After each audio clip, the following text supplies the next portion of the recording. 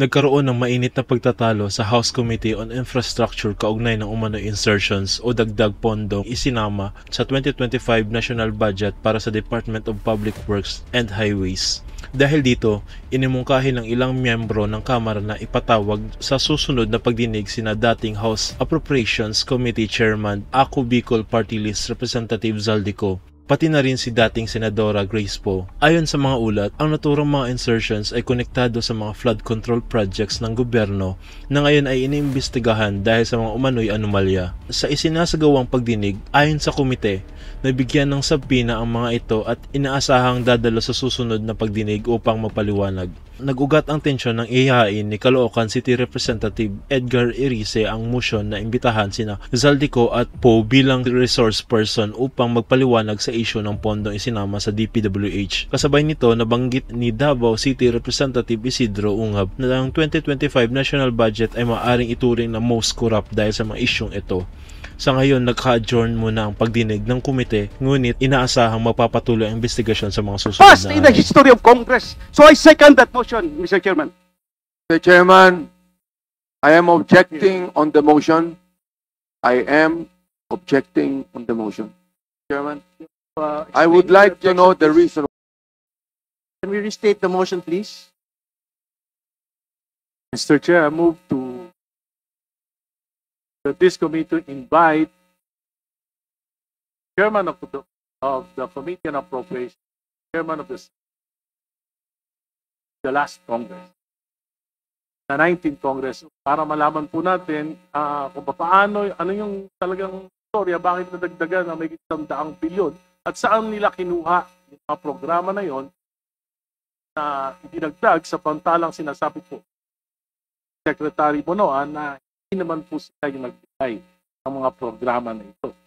Alam niyo po, especially on flood control projects, kung malalaking proyekto ito, dapat po mayroong environmental compliance certificate. So, mahalaga na malaman natin saan galing ito. So, ang nakakaalam lang po yun dito, former Senator po at si Congressman Zaldico, sapagkat yung mismong pagpoproseso ng mga insertions na ito ay nanggaling sa kanilang mga tanggapan. And I'm sure, yung mga opisina nila, yung staff nila, sila nakakaalam dahil sila yung nagproseso itong mga insertions. Mr. Chairman, I seconded I would like motion to I would like to second. Yes, or not? May I? I would like to second the motion. I would like to explain why. You know, last August 4, I delivered a privileged speech questioning the, I think, mangled beyond recognition 2025 budget, and I was very specific on the automatic appropriations. Almost ang daming ginalaw. So hindi lang yung program appropriation, new general appropriations ang ginalaw pa yung program. In fact, towards my ending statement, I have said that 2025 budget is the most corrupt budget ever passed in the history of Congress. Sinabi ko yan. You know what? Nung araw sa time namin, pag may nag-mention sa previous budget, yung former chairman, tatayo kagad yan sa plenary. Magsasalita, question of privilege, individual and collective privilege, i-explain kung anong nangyari. Mr. Chairman, August 4 ako nagsabi, 2025 budget is the most corrupt budget. Hanggang ngayon, wala akong narinig na denial man lang sa previous chairman o sa previous members ng committee. Does this mean na hindi nila kaya i-dispute yung sinabi ko na 2025 budget is the most corrupt budget ever passed in the history of Congress? So I second that motion, Mr. Chairman. Mr. Chairman, I am objecting on the motion. I am objecting on the motion. Chairman, I would like to know the reason why, because I would like to find out if we're going to invite them here, are they resource speakers or they are members of the House of Representatives? Are we going to ask them questions? Are they going to answer it? Nagsisimula po ito sa engineering district. Tapos po, ito'y pinapadala sa mga regional offices for consolidation. Correct, Your Honor.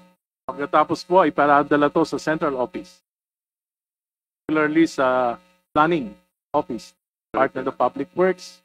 Consolidate po ito, including all the regional offices, central offices. Expenditures program, tama po? Yes. Pagkatapos po, ito ipadadala sa at ang DBM po ang magko-consolidate nito.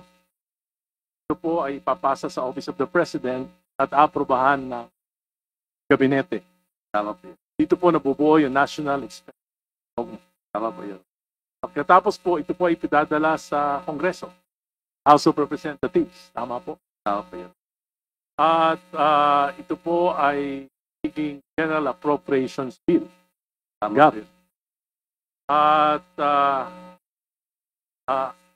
magkakaroon po ng mga hearings at magkakaroon po ng mga amendments. Errata. Tama po. No? Tama po Kaya, yun. based on consultation with representatives, consultation with the Committee on Appropriations. Tama po yun. Tama po yun. At pagkatapos po, ito ay aprubahan, second reading. At dito na po magtatapos ang papel ng Department of Public Works at ng DBM. Tama po. Tama po, Your Honor, sa House of Representatives. Pagkatapos po, pag na-aproba ng second reading, meron pong small committee appropriations para po pag-aralan yung mga individual amendments ng mga representative. Tama po ba sa inyong pagkakaalam? Tama po, Your Honor. Pagka ito po ay na-aprobahan on second and third reading, ito po ay padadala sa Senado. Tama po. Magkakaroon po tayo ng BICAM. At yung BICAM po,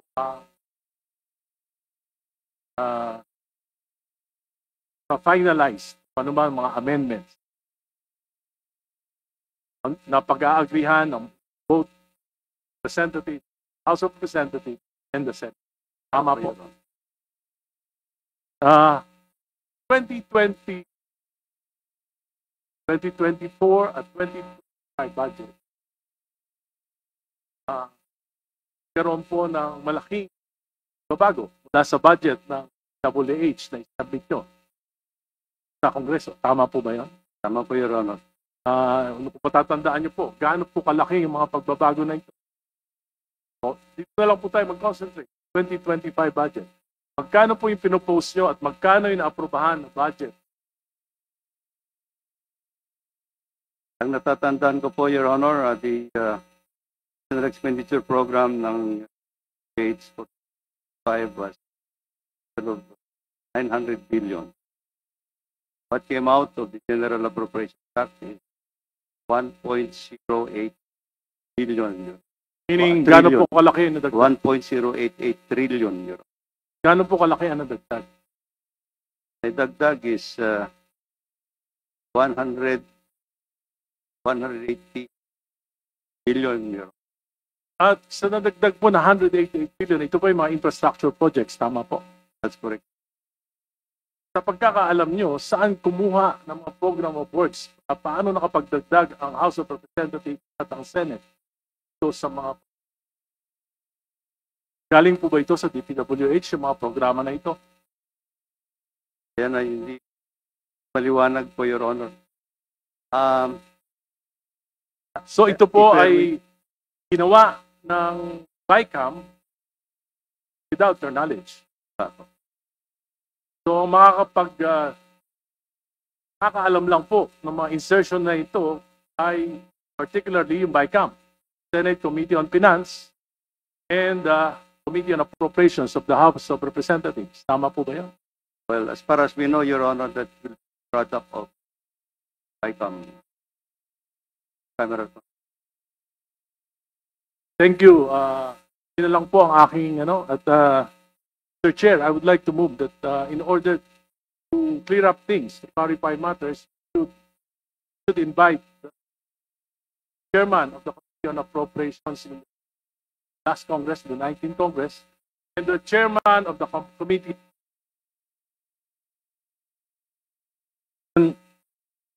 Congressman Saldico, and former Senator Crespo. So moved, Mr. Speaker. Second, Mr. Chair, Mr. Chairman.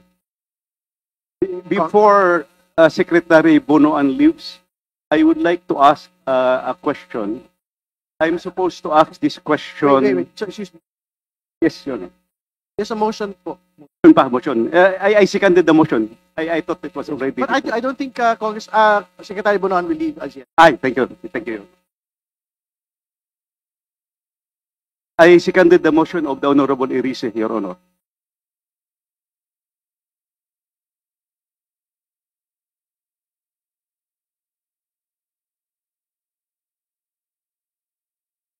Can we restate the motion, please? Mr. Chair, I move to that this committee invite chairman of the Committee on Appropriations, chairman of the last Congress, the 19th Congress, para malaman po natin kung paano, ano yung talagang storya, bakit nadagdagan na may 100 bilyon at saan nila kinuha yung mga programa na yon na idinagdag sa pantalang sinasabi po Secretary Bonoan na hindi naman po sila yung nagbigay ng mga programa na ito. Alam niyo po, especially on flood control projects, kung malalaking proyekto ito, dapat po mayroong mga environmental compliance certificate. So, mahalaga na malaman natin saan galing ito. So, ang nakakaalam lang po yun dito, former senator po at si Congressman Saldigo, sapagkat yung mismong pagpoproseso ng mga insertions na ito ay nanggaling sa kanilang mga tanggapan. And I'm sure, yung mga opisina nila, yung staff nila, sila nakakaalam. Dahil sila yung nagproseso itong mga insertions. Mr. Chairman, I seconded I would the like motion to. I would like to Congressman second. Yes, or not? May I? I would like to second the motion. I would like to explain why. You know, last August 4, I delivered a privileged speech questioning the, I think, mangled beyond recognition 2025 budget, and I was very specific on the automatic appropriations. Almost ang daming ginalaw. So hindi lang yung program appropriation, new general appropriations ang ginalaw pa yung program. In fact, towards my ending statement, I have said the 2025 budget is the most corrupt budget ever passed in the history of Congress. Sinabi ko yan. You know what? Nung araw sa time namin, pag may nag-mention sa previous budget, yung former chairman, tatayo kagad yan sa plenary. Magsasalita, question of privilege, individual and collective privilege, i-explain kung anong nangyari. Mr. Chairman, August 4 ako nagsabi, 2025 budget is the most corrupt budget. Hanggang ngayon, wala akong narinig na denial man lang sa previous chairman o sa previous members ng committee. Does this mean na hindi nila kaya i-dispute yung sinabi ko na 2025 budget is the most corrupt budget ever passed in the history of Congress? So I second that motion, Mr. Chairman. Mr. Chairman, I am objecting on the motion. I am objecting on the motion. Chairman, I would like to know the reason why, because I would like to find out if we're going to invite them here, are they resource speakers or they are members of the House of Representatives? Are we going to ask them questions? Are they going to answer it? We'd like to find out. Mr. Chairman. Mr. Chairman, Mr. Chairman, Chairman, move may I? for a few minutes suspension. Mr. Chairman, Chairman. Move to suspend, Mr. Chairman. there's a pending motion by Session suspended. Congressman Erese. Mr. Chairman, there's I second.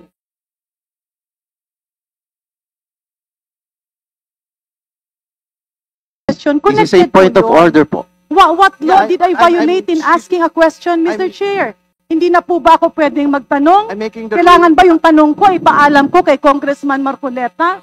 Binanggit ko lang po na natanong na po kasi ni Congressman Erice yung pong katanungan ng ating That's why, Mr. Chair, Mambabatas. I mentioned that my questions is in line with the question of Congressman Erice. That's why I'm setting the premise. Let's move forward, Mr. Chair. Sayang ang oras na hinihinto natin ang investigasyon na ito. if the premise was laid already, why do we have to repeat it? Because, Mr. Chair, I have my time. I'm laying down my premises of ano po ba ang kinakatakutan ni Congressman Marcoleta sa mga katanungan ko? Wala po. Then Wala let me po. proceed, Mr. Gusto po Chair. natin It's my mag-move time. forward. Chair will rule. Kailangan The chair will rule, itirin po please. natin ang oras. Di po ba? Oras ko po ang kinakain ng mga tanong ko. And Mr. Chair, may I move that my time be sent back to point zero? Yes, let the Deputy Speaker proceed, please. Thank you. The chair has ruled. So thank you very much, Mr. Chair. Balik po ako sa zero at magsimula po ang aking 5 minuto. So Secretary, ulitin ko lang po yung tanong para po madugtong ko. Paano po ba nagsisimula ang paglista ng mga proyekto sa NEP? Sa NEP po muna tayo. Sa NEP po ay nagsisimula po dun sa mga engineering district namin when they consolidate their proposals from all sectors, all the projects that have to be considered in the budget that has been allocated per engineering district, Your Honor. And consultation with various sectors, as I said, this has to go through development councils, provincial development councils, and this will have to be elevated actually to the regional development council, where they will propose the regional budget proposals. From the regional budget proposals, this is where we are determine actually the priorities that will be incorporated to the NEP to the allocation for each of the legislative districts. So this is where we are going to determine priority include into the proposal, Your Honor. How about, Mr. Chair, dun sa implementation? Sino naman ang nag-oversee ng implementation sa baba? Implementation of projects dependent on the threshold authority that has been given. Let's say, for example, in the district level, Your Honor, they have the authority to implement projects up to 150 million, and up to regional offices, they have the threshold authority to implement up to 400 million, Your Honor. In other words, Mr. Chair, correct me kung tama po ba ang tinutumbok natin. Sa kasalukuyang sitwasyon, ang proposal ay nanggagaling sa baba. After several consultations, umaakyat, napupondohan, nalalagay sa budget. Pero pagdating sa implementation, ang mga proponents ay siya rin ang nag-oversee ng implementation. Tama po ba, Secretary? Ang nag-oversee ng implementation, Your Honor, is would be the district. So technically, where it emanated, kung sino ang nag-propose, initially, yun din ang Yes, mag-oversee. Your Honor. In the normal flow of conduct. So kamakailan po, Secretary, ay nakita ko sa news na kayo po ay bumisita sa mga proyektong na-allege na ghost. Do you confirm this, sir? Correct, Your Honor. Pwede niyo po ba kaming i-orient kung totoo ba talagang ghost? Sangayon sa lumalabas sa balita, totoo bang substandard? And can we have the specifics of this project? Your Honor, when the President mentioned actually that we have to investigate all the projects that we have furnished him, all the completed projects that we have furnished him, I immediately sent out validation team from the Department of Public Works and Highways to do a what we call present and absent project identification. And thereafter, there has been some reports that there are projects that cannot be located. And there are projects actually. Apologies, sir. Tumbukin na lang po natin yung una yung binisita. Were these projects in Bulacan? Yes, Your Honor, meron kami. So, ghost ba? Hindi ba totoo? May project na pondohan, na kolekta, pero walang existing? Ganun po ba ang inyong nakita o hindi? What I can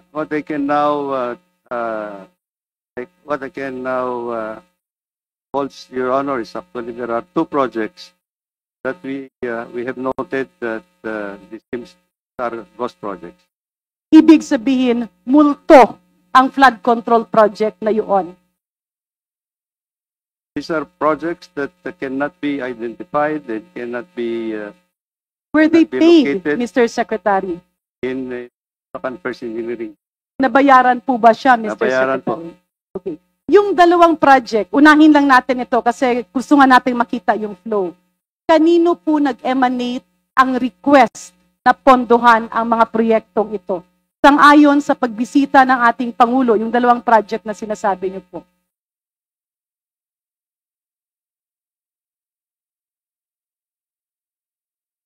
First project was actually financed under the year 2024.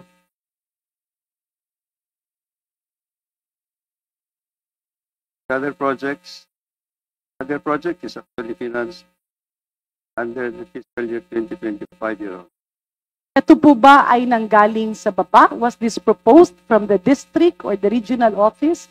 Ito po ba ay pinopose ng ating district engineer at inakyat sa opisina nyo na pondohan sa NEP? Ganun po ba?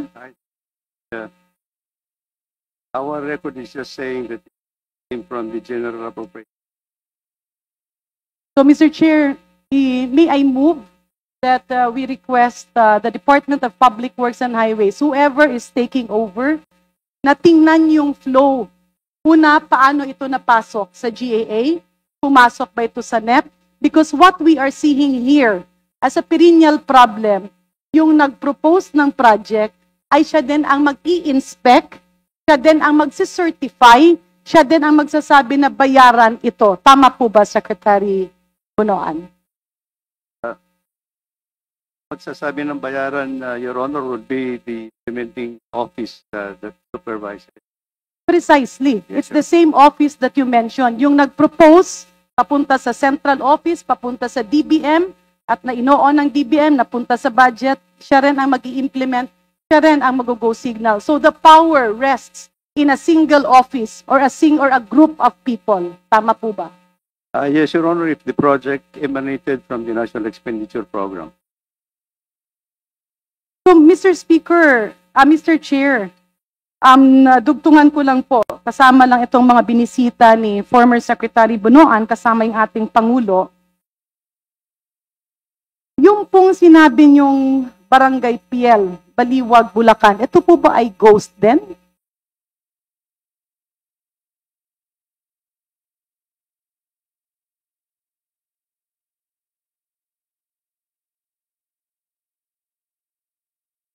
This is one of the projects that I have mentioned. Ano po yung parang merong flood control na parang ginaganong-ganon ni Presidente? Yung semento na kaya niyang durugin sa kanyang mga kamay ang semento. I would not know if the project that you're referring to project. The one he mentioned, substandard. Magkasama kayo, I just saw it in the news, sir. I was not with the President at this. Oh, okay. So, Mr. Chair, my next question, in these two ghost projects that you are referring, meron pa po bang iba or wala na? Sa pagkakaalam nyo. Under investigation. And Okay. For the first two ghost projects, proven to be ghost, sino-sino po ang contractors?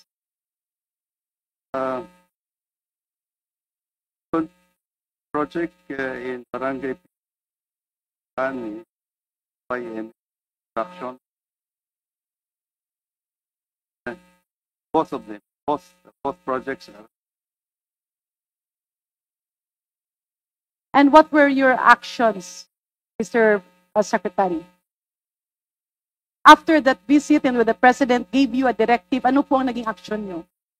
My directive was actually to issue the preventive suspension of all the first.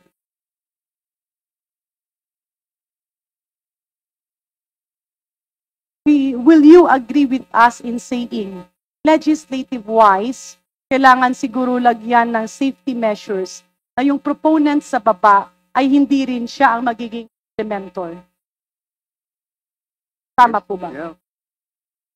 Next, Mr. Speaker, Mr. Chairman, dun po kapag inakyat na after DPWH, saan po pumupunta ang proposal? Anong opisina po? Pagka na-consolidate na po namin, Your Honor, I think submitted the Department of Budget and now then all the National Expenditure Program of Government. Does the DBM vet or chine-check ba ng DBM yung lista na sinusubmit nyo? Kagaya ng, napunduhan na pala ito nung nakaraang taon, hindi na ito pwedeng ponduhan ngayon. Ginagawa ba ng DBM yon? I am not sure, Your Honor, but I have not experienced thing that they would call our attention. So what you submit to DBM, they take it hook, line, and sinker? Kasi sa pagkakaintindi ko ay tinitingnan nila ito. Well, Your Honor, I think consolidate projects with that in the budgetary allocation. And who encodes, Mr. Chair? Sino po yung naglilista officially? Kino-computer ba yun? Mano-mano ba? Or meron bang sistema ang DBM or ang DPWH para mapasok? And I think seeing the situation, Mr. Chair, ang nakikita ko po ay si Yusek Cabral, who's charge of planning and IT, would know a lot of things in so far as this is concerned. Tama po ba? Tama po, Your Honor. So may I request very briefly, Yusek Cabral, if you can update us, appraise us, paano po, saan nanggagaling yung listahan na nasa NEP? Before responding, last 30 seconds, Your Honor. Yes. Please proceed. Your Honor, Mr. Chair, pagdating po ng regional budget proposal, nagre-rely po kami doon dahil yan po ay vetted ng mga regional offices at ng district engineering offices. Prioritize po yan, rank, according to their priorities. Ini-encode po namin sa central office based on the ceiling threshold. Chine-check po yung mga location, kung tama,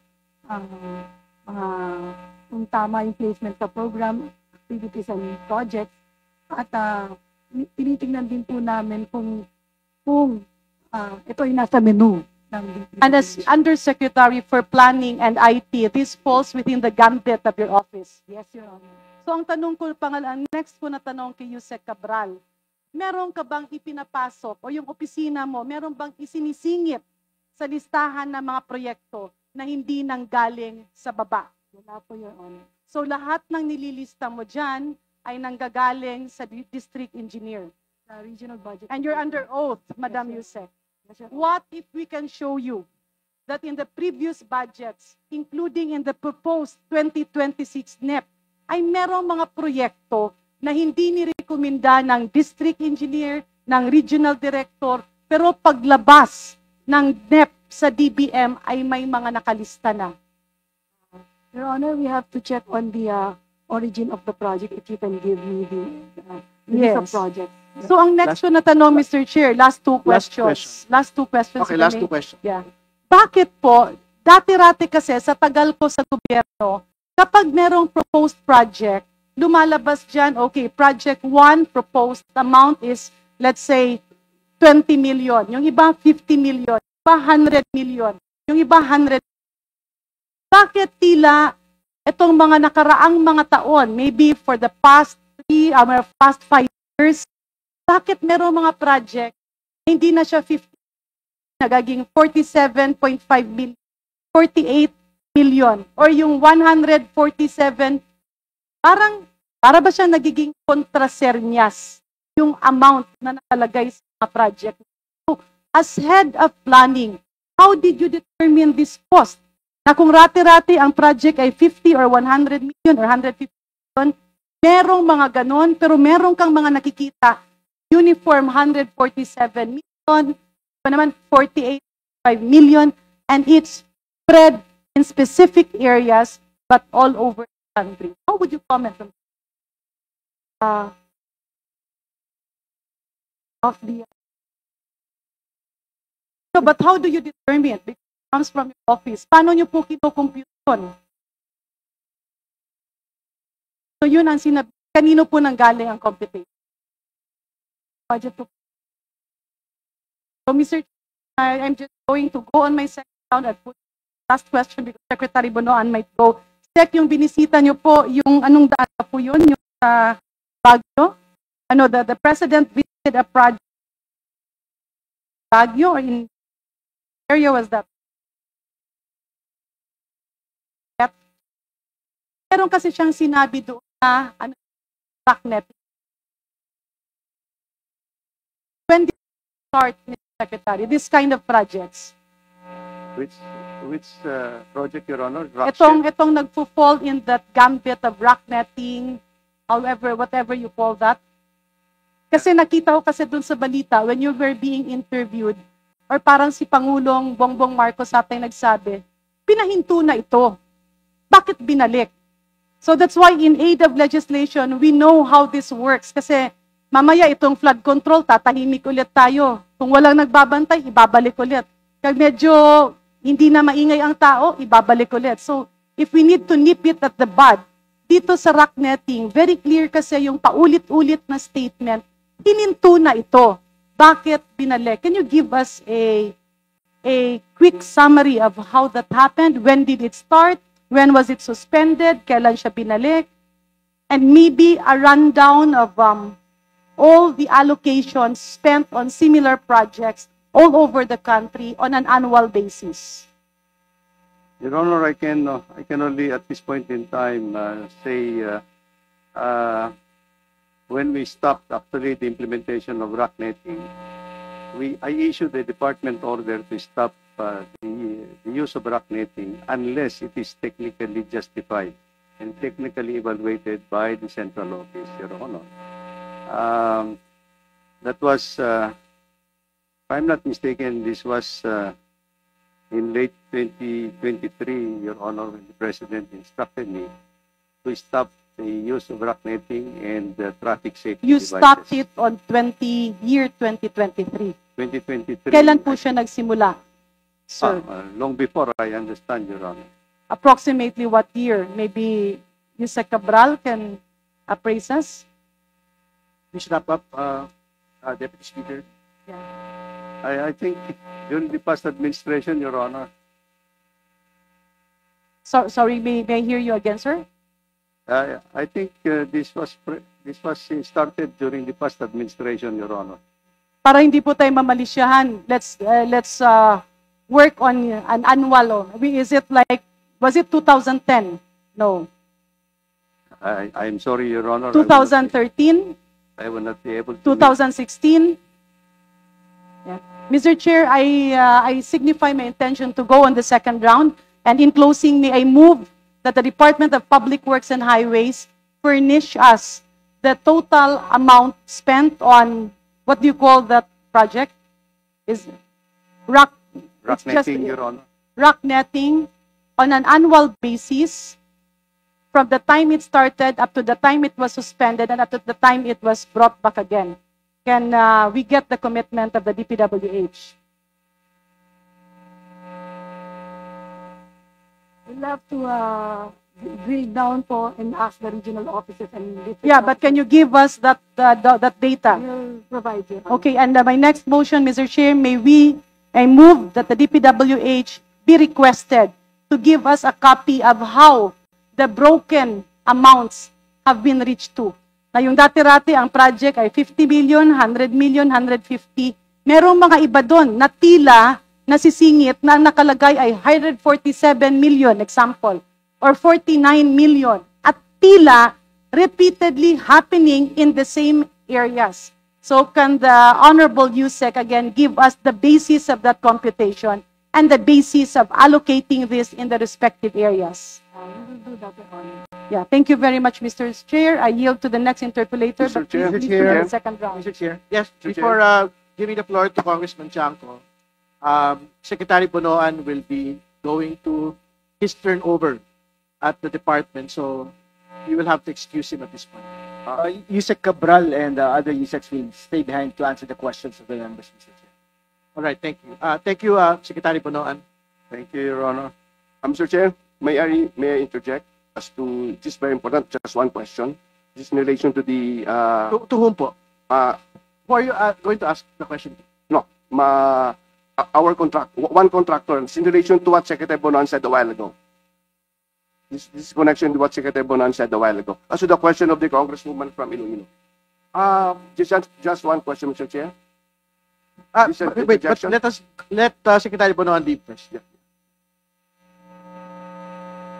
Pwede na? very quick. Just one question because Congressman Chanco. Yes. Very quick. Mr. Chair, may this representation know if SYMS, as mentioned by Secretary Bonoan, as the Ghost Project in Bulacan, are they around? They're absent. SYMS? Their SIMS is absent. SIMS is absent. All right. That's all, Mr. President. Thank you. Congressman Chanco, you have the floor. Okay, Mr. Chairman, kanina po pinag-uusapan yung insertion, tinanong po kung ano yung mga natanggal sa 2025 budget at kung ano yung mga naipasok. No? Kaya po, pabor sana ako dun sa motion ni Congressman Erice na imbitahan talaga ang dating former chairman ng Committee on Appropriations, si Congressman Saldico, dahil kahit dun sa small committee, wala pong naibigay na report. No? And for the record, under Congressman Saldico as proponent, ang insertion sa BICAM is 13,803,693,000. No? Under Ako Bicol, it's 2,295,000,000. And under BHW party list, it's 2,064,000,000 pesos. Ang point ko lang po dito, Mr. Chairman, is mas malaki pa po ito sa mga, even yung 2 billion, mas malaki po ito sa NEP ng ibang mga lugar. So bakit kailangan dumaan sa party list ang mga proyekto para sa distrito? Bakit hindi po pinababa sa distrito directly? At ang makakasagot lang po niyan is si Congressman Saldico. Okay, next. Anyway, pangalawa po, nakita ko po yung listahan ng invited resource persons. Hindi po ba man natin inimbitahan si Mayor Benji Magalong?